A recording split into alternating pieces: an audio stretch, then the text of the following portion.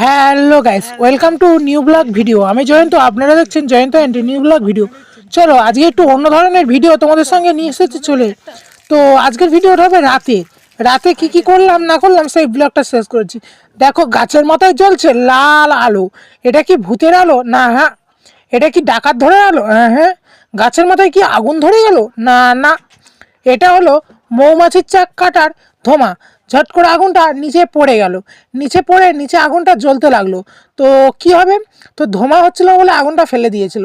তারপরে মৌমাছির চাক কেটে বাড়িতে চলে আসলাম। এখানে কতগুলো পোকা, এবং মৌচাকে যে পোকাগুলো হয়েছিল খুব ব্যাপক বড় বড় পোকা, আর এবং সম্পূর্ণটা রস ভরা।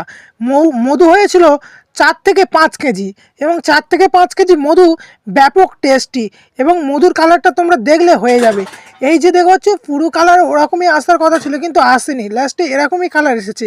মৌমাছির পোকাগুলো প্রচুর কামড় দিচ্ছিল, সেটা তো ধারণার বাইরে। এতগুলো পোকা ওর সঙ্গে চাকের সঙ্গে চলে এসেছিলো। আমাদের বাড়ি ঘরে তো পোকা ভোচাই হয়ে গেছিলো, এতগুলো মৌমাছির চাক।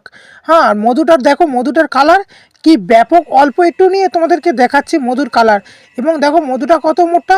এটা কোনো চিনি রস বা কিছু না, এটা খাঁটি মধু। এই মধুটা নিয়ে আমি ঠাকুর ঘরে থুয়ে দেবো। এবং ভিডিওটা ভালো লাগলে লাইক, কমেন্ট, সাবস্ক্রাইব অবশ্যই করে যাবেন। এরকম ভিডিও নতুন আবার আসছে।